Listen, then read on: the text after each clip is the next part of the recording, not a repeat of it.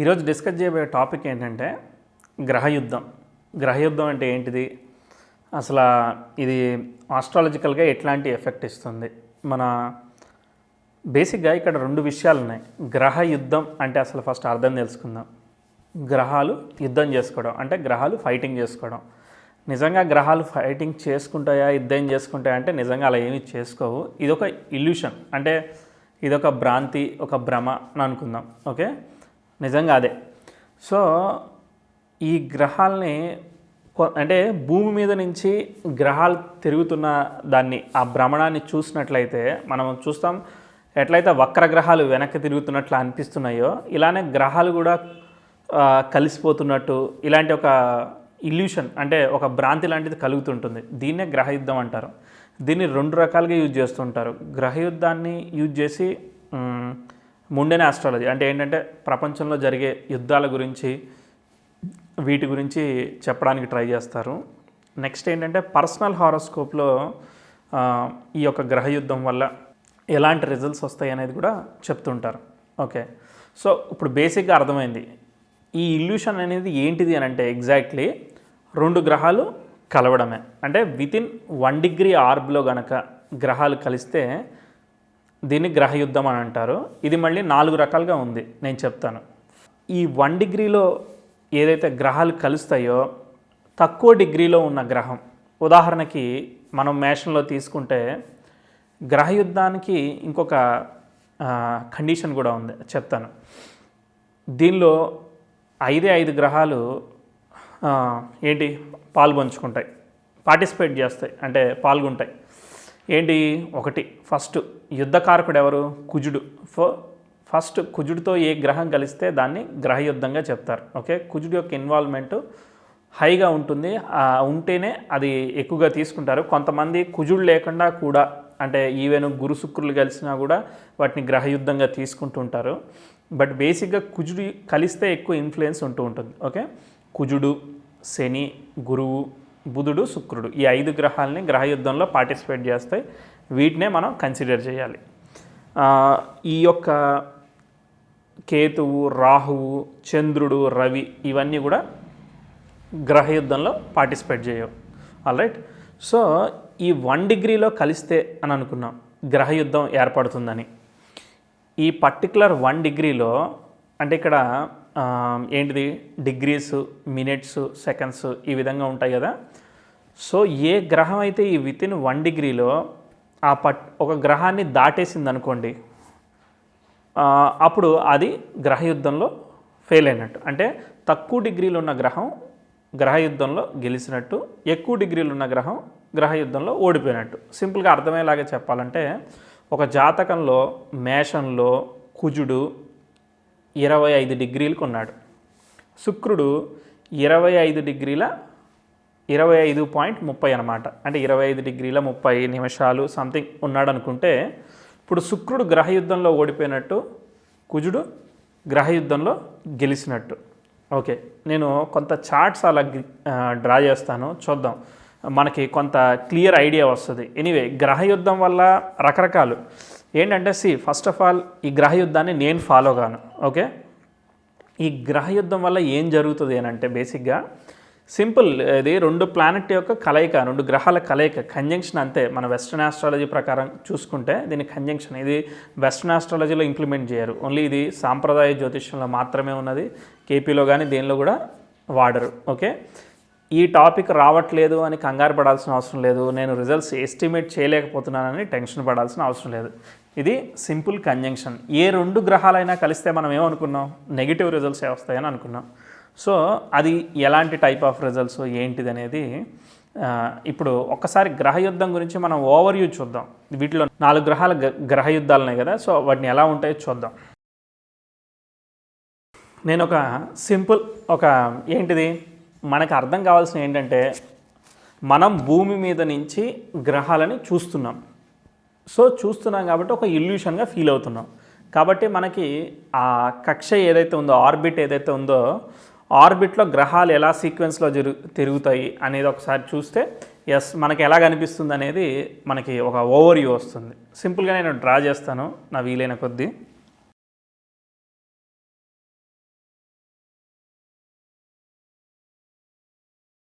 Okay, నేను ఇప్పుడు సింపుల్గా గ్రహాలు గీశాను. ఏమున్నది, ఒక సూర్యుడి చుట్టూతా ఏంటి, ఒక సూర్యుడి చుట్టూతా బుధుడు, అలానే కుజుడు, గురువు, శుక్రుడు, తర్వాత శని, ఇలా ఒక క్లాక్ వైజ్ డైరెక్షన్లో ఆర్బిట్లో తిరుగుతున్నారు అనుకుందాం. ఇక్కడ గ్రహయుద్ధం ఏర్పడడానికి 4 రకాల సిచ్యువేషన్స్ కావాలి. ప్రతి సిచ్యువేషన్లో కామన్ పాయింట్ ఏంటి, గ్రహాలని వితిన్ 1 డిగ్రీలో కలవాలి. ఓకే, మనం ఒక సింపుల్ హారోస్కోప్ డ్రా చేసుకుని ఒక ఐడియాకి ఉంచుకుందాం. ఇది ఒక ఆర్బిట్ కోసం మనం డ్రా చేసాం. 2 చూద్దాం.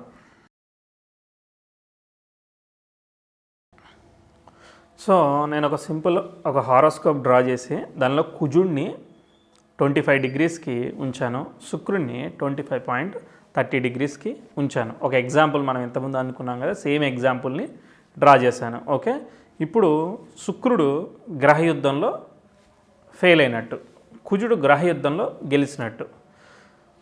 ఈ గ్రహయుద్ధంలో గెలిచిన గ్రహం పాజిటివ్ రిజల్ట్స్ని, ఓడిన గ్రహం వాటి కారకత్వాలు ఏదైతే ఉంటాయో ఆ కారకత్వాల్లో అది ఫెయిల్ అవుతుంది. ఉదాహరణకు శుక్రుడు కళత్ర కారకుడు కాబట్టి కళత్రం విషయంలో అంటే వివాహము, వైవాహిక జీవితంలో ఇబ్బందినిస్తాడు. కుజ శుక్రుల కలయిక ఏం చేస్తుంది, అడిక్షన్స్, కోరికలు, డిజైర్స్, ఈ ఫుల్ఫిల్మెంట్లో ఫెయిల్ అవ్వడం, ఎమోషన్స్ ఫెయిల్ అవ్వడము, choosing of a opponent, choosing of a right person in life partner సెలెక్షన్లో ఇబ్బంది, అంటే ఏదో అందంగా ఉందని పెళ్లి చేసేసుకోవడం, తర్వాత ప్రాబ్లం రావడం, ఇలాంటివన్నీ కూడా జరిగేదానికి అవకాశం ఉంది. ఇది జనరల్గా చెప్పాను, గ్రహయుద్ధం వల్లే కాదు, ఇన్ జనరల్గా కుజ శుక్రులు కలిసినా కూడా ఇలాంటి రిజల్ట్స్ వస్తాయి. కాకపోతే ఇక్కడ ఒక విషయం అర్థం చేసుకోవాలి, కుజ శుక్రులు కలిసినంత మాత్రాన వాళ్ళకి అఫైర్స్ ఉంటాయనేది కాదు, వాళ్ళకి డిజైర్ ఉంటుంది. ఇట్ డిపెండ్స్ ఆన్ భావ.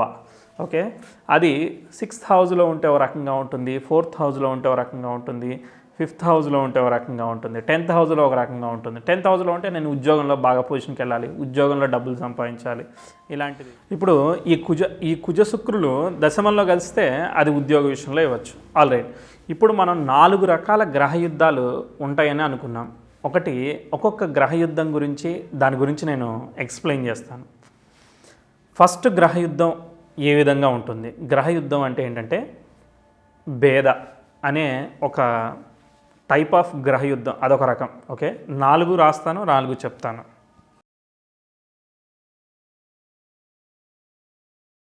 బేసిక్గా గ్రహయుద్ధాన్ని నెటల్ హారోస్కోప్ వాడతారు, అలానే ట్రాన్సిట్ ముండెన్ ఆస్ట్రాలజీ కోసం కూడా వాడతారు. ఇది ఆల్రెడీ మనం డిస్కస్ చేసాం. ఈ 4 ఏంటంటే, ఒకటి భేద అనే ఒక రకం ఉంది, రెండోది ఏంటంటే ఉల్లేఖ అనే ఒక రకం ఉంది, మూడోది అముమర్ధన అని ఇంకో రకం ఉంది, 4వది అపసవ్య. ఈ భేద అంటే ఏంటంటే, ఇప్పుడు మనం ఒక ఆర్బిట్కి డ్రా చేసుకున్నాం కదా, మనం భూమి మీద నుంచి ఇలా చూస్తాం. ఓకే, బేసిక్గా ఇప్పుడు చూపిస్తాను. ఉదాహరణకి మీరే ఆ కెమెరా వైపు నుండి నన్ను చూస్తున్నారు. ఉదాహరణకి ఈ చెయ్యిని కుజగ్రహం అనుకున్నారు, తర్వాత ఈ చేతిని బుధగ్రహం అనుకుందరు. నేను ఇలా పెట్టాను. ఓకే, ఇప్పుడు మీరు అటు నుంచి చూస్తున్నారు, ఒక చెయ్యి వెనకాల ఒకటి ఉంది, అంటే బుధుడు వెనకాల కుజుడు ఉన్నాడు. ఓకే, ఇప్పుడు మీరు చూస్తున్నప్పుడు ఏమవుతుంది, బుధుడు వెనకాల కుజుడు దాక్కున్నాడు. మీరేమనుకుంటారు, బుధుడు కుజుడు కొట్టుకుంటున్నారు, అందుకని వీళ్ళిద్దరి మధ్య గ్రహయుద్ధం జరుగుతుంది అనుకుంటారు. కానీ ఒరిజినల్గా తిప్పుతున్నాను చూడండి, అసలు బుధుడు కానీ కుజుడు కానీ కలిసారా, కలవలేదు. ఇది ఒక ఇల్యూషన్ అంతే. దీన్నే మనం గ్రహయుద్ధంగా ఫీల్ అవుతాం. సో ఇదేంటంటే 2 గ్రహాలు కంప్లీట్గా కలిసినట్టు అటు నుంచి చూస్తే కనిపిస్తుంది. ఇప్పుడు అర్థమైంది కదా, దీన్నే భేద అంటారు. ఇలా గ్రహాలు కనుక కలిస్తే, క్లోజ్ డిగ్రీస్లో కనుక కలిస్తే దీన్ని భేద అంటారు. ఇది ఒకటి. ఇలా కనుక కలిస్తే రిజల్ట్ ఏమవుతుంది అని అంటే ఇవన్నీ నేనేం ప్రాక్టికల్గా టెస్ట్ చేయలేదు, బట్ ఒక అవేర్నెస్కి టాపిక్ ఉండాలి కాబట్టి ఈ టాపిక్ మనం మాట్లాడుకుంటున్నాం. ఫ్యామిలీ మధ్య డిస్ప్యూట్స్ వచ్చేదానికి అవకాశం ఉంటుంది అని ఒక రీజన్. ఓకే, ఇన్ కేస్ మీ జాతకంలో కుటుంబాధిపతి కనుక ఈ విధంగా గ్రహయుద్ధంలో ఇన్వాల్వ్ అయితే అలాంటి రిజల్ట్స్ వచ్చేదానికి, ఫ్యామిలీలో ప్రాబ్లమ్స్ ఉండేదానికి అని మనకి చెప్తున్నారు. కానీ ప్రాక్టికల్గా చూడండి, ఇన్ కేస్ కుటుంబాధిపతి కనుక మ్యాల్ఫిక్ అయ్యి ఈ కుజుడితో కానీ ఓ బలమైన పాపగ్రహంతో కానీ కంజైండ్ అయినప్పుడు, కుజుడితోనే కంజైండెడ్, డెఫినెట్లీ ఫ్యామిలీలో గొడవలు ఉంటాయి కదా. సో డ్రాస్టిక్ డెసిషన్స్ తీసుకుంటారు కదా. సో ప్రాక్టికల్గా కూడా అది మనకి కనిపిస్తూ ఉంటుంది. ఓకే, ఇది ఒకటి. 2 ఉల్లేఖ. ఇప్పుడు మనం ఒక టాపిక్ కంప్లీట్ చేసుకున్నాం. నెక్స్ట్ ఉల్లేఖ. ఈ యొక్క రెండో టైప్ ఆఫ్ గ్రహయుద్ధం ఏంటిదనంటే, ప్రతి గ్రహానికి కొన్ని బింబాలు ఉంటాయి. అంటే ఏంటంటే రవికి సూర్యకిరణాలు ఉంటే ఎలా ఉంటాయో దాన్ని ఒక 460 సంథింగ్ ఒక నెంబర్స్ ఉంటాయి అన్నమాట. సో ఆ కాంతి కిరణాలని ఒక గ్రహం ఇంకో గ్రహం మీద పడినప్పుడు కూడా, ఓకే, ఉదాహరణకి ఉల్లేఖ అంటే స్పర్శ. ఉదాహరణకి 2 గ్రహాలు ఇలా తిరుగుతున్నాయి, దీని యొక్క కిరణాలు రెండు కూడా ఒకదానికొకటి జస్ట్ టచ్ అయ్యాయి అనమాట, అంతే. గ్రహ కిరణాలు టచ్ అయితే దీన్ని రోదనావస్థ, సంథింగ్ లైక్ దట్, ఓకే, అలా చెప్పుకుంటుంటారు. ఇది ఒక రకమైనది, దీన్ని ఉల్లేఖ అని అంటారు. ఇలా ఉన్నప్పుడు కూడా కొంత సమస్యలు, ఓకే, ఒకసారి ఏం చెప్పారు, గవర్నమెంట్ సంబంధించిన సమస్యల్లో కానీ వాటిల్లో కానీ ఇన్వాల్వ్ అయ్యేదానికి ఇలాంటివి చెప్తూ ఉంటారు. ఓకే, ఇది ఉల్లేఖ, ఇది సెకండ్ది. ఓకే, అర్థమైంది కదా. కానీ ఏమైనా కూడా ప్రాక్టికల్గా అది శుభగ్రహాల మధ్య జరిగితే అంత ఇంపాక్ట్ ఏమి ఉండదు. ఓకే, ఒకవేళ కుజ తర్వాత శనుల మధ్య కానీ కుజ బుధుల మధ్య కానీ ఇలాంటి గ్రహాలతో జరిగినప్పుడు ఎక్కువ ఇంపాక్ట్ ఉంటుంది తప్ప, గురు శుక్రులు కలిసిన లేకపోతే బుధ శుక్రులు కలిసిన అంత ఇంపాక్ట్ ఏమీ ఉండదు. ఓకే, శుభగ్రహాలు తర్వాత చంద్రుడు బలంగా ఉన్నప్పుడు లేకపోతే ఇంకో గ్రహం కోణస్థితి ఇచ్చినప్పుడు పాజిటివ్గానే పనిచేస్తూ ఉంటాయి. ఎప్పుడైతే పాపగ్రహాలు ముఖ్యంగా కుజుడితో ఇన్వాల్వ్మెంట్ వచ్చి యుద్ధం జరిగినప్పుడే, క్లోజ్ కంజంక్షన్ జరిగినప్పుడే బ్యాడ్ రిజల్ట్స్ ఉంటాయి. థర్డ్ది అముమర్ధన. ఓకే, ఇది ఏంటంటే ఇక్కడ రెండు గ్రహాల యొక్క కిరణాలు రెండు కూడా కలిసిపోవడం. అంటే ఏం లేదు, ఈ యొక్క రేసెస్ని దీన్ని ఎలా గుర్తించాలి, నాకు వచ్చిన డౌట్. ఎస్, వీడి కిరణాలు ఇలా పడుతున్నాయి, ఇదంతా నిజంగా నేను దాని మీద డెప్త్ రీసెర్చ్ చేయలేదు, దాన్ని ఎలా గుర్తించాలనేది నాకు కూడా తెలియదు. బట్ కాకపోతే ఎందుకంటే నేను దాన్ని వాడట్లేదు కాబట్టి దాని గురించి అంత ఫోకస్ చేయలేదు.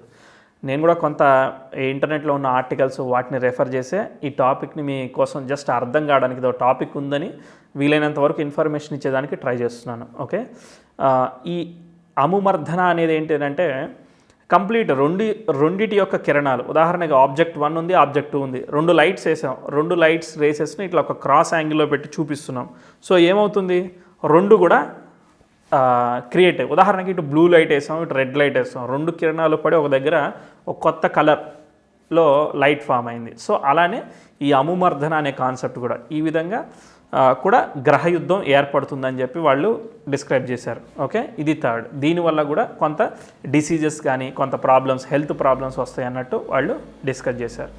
నెక్స్ట్ ఫైనల్గా అపసవ్య అంటే ఏంటంటే, గ్రహం మామూలుగా క్లాక్ వైజ్ వెళుతూ ఉంటుంది కదా, ఓకే, మళ్ళీ రివర్స్ వచ్చి గ్రహం, ఓకే, ఈ గ్రహంతో కనుక కనెక్ట్ అయితే వితిన్ 1 డిగ్రీ ఆర్బ్లో కనుక కలుస్తూ ఉంటే దాన్ని అపసవ్య అంటారు. ఇదేంటంటే 2 రాజ్యాల మధ్య వార్ వచ్చేదానికి కూడా ఈ యొక్క గ్రహయుద్ధానికి గల కారణం ఏర్పడుతుంది అన్నట్టు చెప్పారు. ఓకే, ఈ విధంగా ఈ 4 రకాల గ్రహయుద్ధాలు ఉన్నాయి. దీన్ని మీరు ఎక్కువగా తీసుకోవాల్సిన అవసరం లేదు. కేవలం కంజంక్షన్, మ్యాల్ఫిక్స్ కంజంక్షన్ ఎలా ఉంది, పాపగ్రహాల సంబంధం ఎలా ఉన్నాయి, మిగిలిన కోణస్థితులు ఎలా ఉన్నాయి, ఈ వెస్టర్న్ ఆస్పెక్ట్స్, తర్వాత నక్షత్రనాథుడు బలంగా ఉన్నాడా లేదా, ఈ విధంగా మనం ప్రాక్టికల్గానే తీసుకుందాం. బేసిక్గా గ్రహయుద్ధాలు ఈ విధంగా ఉన్నాయి. ఓకే, జస్ట్ ఒక ఓవర్ ఒక అండర్స్టాండింగ్ ఏంటంటే, మనం హైబ్రిడ్ సిస్టంలోకి వెళ్ళబోతున్నాం, మైగ్రేట్ అవ్వబోతున్నాం. ఇలా మైగ్రేట్ అయ్యేటప్పుడు బేసిక్స్ స్ట్రాంగ్గా లేకుండా హైబ్రిడ్ సిస్టంలోకి వెళితే ప్రాబ్లమ్స్ వస్తాయి. ఉదాహరణకి మీకు ఏమీ తెలీదు, ఓకే, అంటే కేపీ తెలీదు, వేదిక్ తెలీదు, వెస్ట్రన్ తెలీదు, కేపీ ఆస్ట్రాలజీ చాలా బాగుంది అని విన్నారు. డైరెక్ట్గా వెళ్ళి కేపీ ఆస్ట్రాలజీ నేర్చుకుందామని వెళ్ళినప్పుడు సింపుల్ సిగ్నిఫికెన్స్ ఉంటే రిజల్ట్స్ వచ్చేస్తుంది అన్న ఫీలింగ్లో ఉంటాం. కానీ మనకి బేసిక్స్ తెలియకుండా మనం డైరెక్ట్గా వెళ్ళినప్పుడు, అంటే బేస్ లేకుండా వెళ్ళినప్పుడు ఏమవుతుంది, ఫెయిల్ అవుతాం. ఉదాహరణకి నేను డైరెక్ట్గా జాబ్ రావాలి అని చెప్పి నేను జాబ్లో ఫేక్ ఎక్స్పీరియన్స్ పెడితే ఎలా ఉంటుంది, అక్కడ ఉన్న ఈ సిచ్యువేషన్స్కి నేను అడ్జస్ట్ కాలేకపోవచ్చు, ఆ స్కిల్స్ అండ్ ఎబిలిటీస్ నాకు రాకపోవచ్చు. అందుకే ఎంట్రన్స్ టెస్ట్ పర్ఫెక్ట్గా రాసి పాస్ అయ్యి వెళ్తే లోపల ఉన్న సిచ్యువేషన్స్ని ఫేస్ చేసే కెపాసిటీ నా ఐక్యూ లెవెల్స్కి ఆటోమేటిక్గా అడ్జస్ట్ అవుతుంది. సేమ్ అలానే మనకి బేసిక్స్ ఇంపార్టెంట్. ఒక ట్రెడిషనల్ సిస్టంలో ఇలా ఉంది అని మనకి కొంత ఓవర్వ్యూ వస్తే మనం దాంతో ఏ మ్యాజిక్ చేసినా కూడా మనకి యాక్యురేట్ రిజల్ట్స్ వస్తాయి. మనకి బేసిక్స్ తెలియకుండా మనం డైరెక్ట్గా హైబ్రిడ్లోకి ఎంటర్ కాకూడదు. అందుకే మనం లేట్ అయినా కూడా బేసిక్స్ కంప్లీట్గా క్లియర్గా అర్థం చేసుకుని మనం వెళదాం. ఓకే, ఈ యొక్క డిక్షనరీ వర్డ్స్ లాంటివి, ఒక గ్రహయుద్ధం అంటే ఏంటిది అనేది మనకు ఒక ఐడియా వస్తే, ఓకే ఇలాంటి రిజల్ట్స్ వచ్చాయా, ఒక 500 హారోస్కోప్స్ తీసుకున్నాం అంటే మనం ఈ గ్రహయుద్ధం కోసమే ఇలాంటి హారోస్కోప్స్ని కలెక్ట్ చేయాలంటే ప్రాక్టికల్గా కుదరదు. మనకు వస్తున్న జాతకాల్లో ఓకే ఈ దీనిలో ఇంత ర్యాపిడ్ కంజంక్షన్ ఉంది, వీళ్ళకి పలానా టైంలో పలానా దశాంతర దశలో ఫ్యామిలీలో డిస్ప్యూట్స్ వచ్చాయా, లేకపోతే అదర్ రీజన్స్ వల్ల వచ్చాయా, సో మల్టిపుల్ సిస్టమ్స్లో మనం వెరిఫై చేసి ఓకే గ్రహయుద్ధం పనిచేస్తుంది అని ఒక కంక్లూషన్ రావడానికి మనకి బేసిక్స్ అనేవి గుర్తుండి ప్రాక్టికల్గా ఇంప్లిమెంట్ చేస్తే ఉపయోగపడుతుంది. నాకు తెలిసి టాపిక్ మీకు అర్థమైంది అనుకుంటున్నాను. అర్థం కాకపోయినా పర్లేదు, ఎందుకంటే ఇవన్నీ కూడా సింపుల్ డిక్షనరీ వర్డ్స్ లాంటివి. మనం ఫర్దర్గా డిస్కస్ చేసే కేస్ స్టడీసే మెయిన్ టార్గెట్. అక్కడ అర్థం కాకపోతే వచ్చి రెఫరెన్స్ కోసమే మనం ఈ వీడియోస్ని తయారు చేసుకుంటున్నాం. ఎనీవే, ఇంకా ఈ టాపిక్ మీద డౌట్ ఉంటే మీరు నాకు కామెంట్ చేయండి. Thank you so much.